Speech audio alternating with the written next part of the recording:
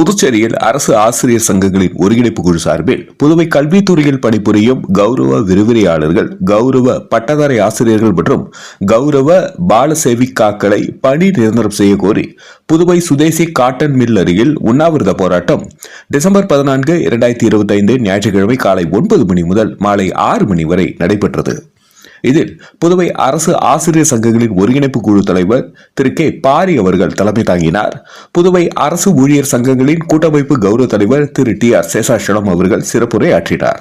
புதுவை அரசு ஊழியர் சங்கங்களின் தலைவர் திரு என் பாலகுமார் அவர்களும், தலைமை ஆசிரியர் சங்கத்தின் தலைவர் திரு ஏ சிரில் நிக்கோலஸ் அவர்களும், தொடக்கப்பள்ளி தலைமை ஆசிரியர் சங்கத்தின் தலைவர் திரு என் பொற்செழியன் அவர்களும், புதுச்சேரி அரசு விரிவுரையாளர் சங்கத்தின் தலைவர் திரு ஏ அருள்சாமி அவர்களும், புதுச்சேரி பட்டதாரி ஆசிரியர் சங்கங்களின் தலைவர் திரு ராமதாஸ் அவர்களும், புதுச்சேரி அரசு தொடக்கப்பள்ளி நலச்சங்கத்தின் தலைவர் திரு எம் மோகன்தாஸ் அவர்களும், பொதுச் செயலாளர் திரு எம் ஜனார்தனன் அவர்களும் வாழ்த்துரை வழங்கினார்கள்.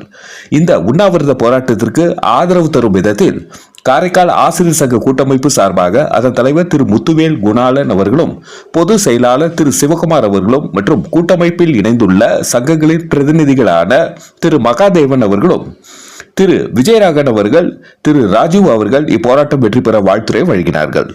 உண்ணாவிரத போராட்டத்தின் முடிவில் கூட்டமைப்பின் கௌரவ தலைவர் திரு டி ஆர் சேஷாசலம் அவர்கள் மாலை 6 மணிக்கு கௌரவ ஆசிரியர்கள் மற்றும் பால செவிக்காக்களுக்கு பழரசம் கொடுத்து உண்ணாவிரத போராட்டத்தை நிறைவு செய்தார்.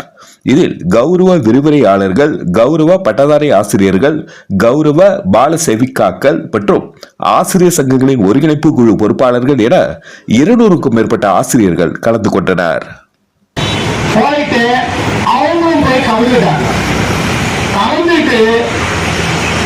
அமைச்சர் முடிச்சுட்டு கீழே வரைக்கும் அவங்களை பத்தி பேசல.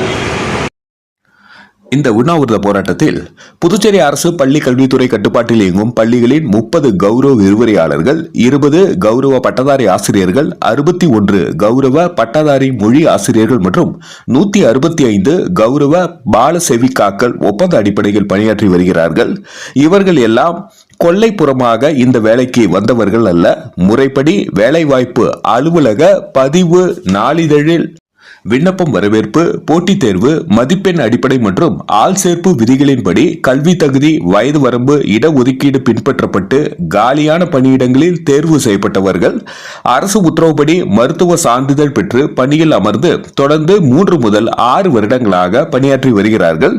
இதுபோன்று முறைப்படி தேர்வு செய்யப்பட்டு நிதி இன்மையினை காரணம் காட்டி ஒப்பந்த அடிப்படையில் பணிபுரிபவர்களை பணி நிரந்தரம் செய்ய வேண்டும் என்று உச்சநீதிமன்றம் பல தீர்ப்புகளில் கூறியுள்ளது.